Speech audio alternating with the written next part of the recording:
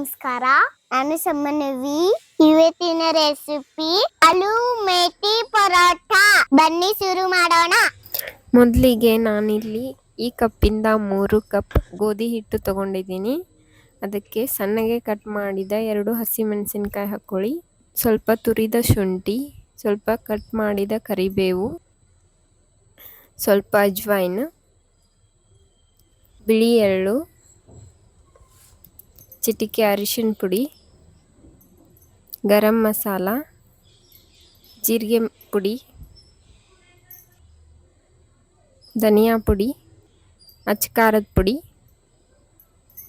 1 ಕೊಟ್ಟು ಮೆಂತೆನ ಈ ರೀತಿ ಸಣ್ಣದಾಗಿ ಕಟ್ ಮಾಡಿ ತೆಗೆದುಕೊಂಡಿದ್ದೀನಿ.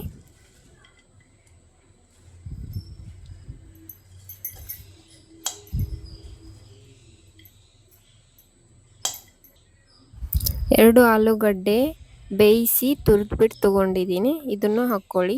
ರುಚಿಗೆ ತಕ್ಕಷ್ಟು ಉಪ್ಪು ಹಾಕ್ಕೊಂಡು ಕೈಯಿಂದ ಫಸ್ಟ್ ಇದನ್ನು ನೀರು ಹಾಕದೇನೆ ಮಿಕ್ಸ್ ಮಾಡಿ. ಈ ರೀತಿ ಚೆನ್ನಾಗಿ ಮಿಕ್ಸ್ ಮಾಡಿದ ನಂತರ ಸ್ವಲ್ಪನೇ ನೀರು ಹಾಕ್ಕೊಂಡು ಕೈಯಿಂದ ಒತ್ತಿ ಕಲಸಿ.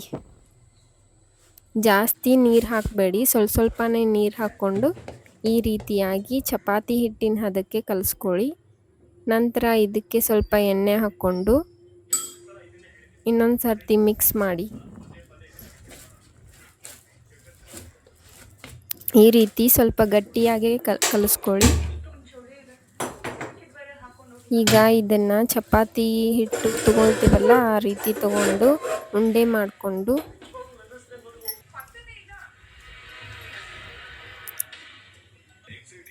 ಒಣ ಹಿಟ್ಟಲ್ಲಿ ಅದ್ದಿ ಲಟ್ಟಿಸ್ಕೊಳ್ಳಿ.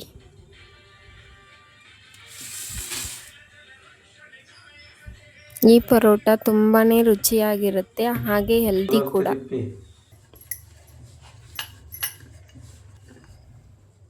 ಈ ರೀತಿ ತೆಳ್ಳಗೆ ಲಟ್ಟಿಸ್ಕೊಳ್ಳಿ. ನಂತರ ಕೊನೆಯಲ್ಲಿ ಇದ್ರ ಮೇಲ್ಗಡೆ ಸ್ವಲ್ಪ ಬಿಳಿ ಎಳ್ಳು ಹಾಕಿ ಮತ್ತೆ ಲಟ್ಟಿಸಿ. ಬಿಳಿ ಎಳ್ಳು ಬೇಕಿದ್ರೆ ಹಾಕ್ಕೊಳ್ಳಿ, ಬೇಡ ಅಂದರೆ ಸ್ಕಿಪ್ ಮಾಡಿ. ಇಷ್ಟು ದಪ್ಪ ಇದ್ದರೆ ಸಾಕು.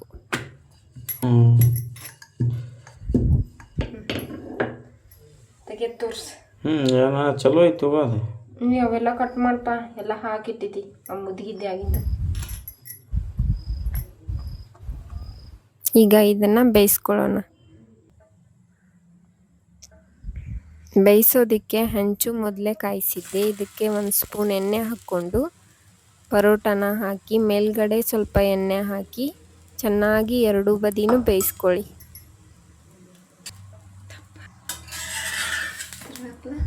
ಚಲೋ ಐತಿಲ್ಲ?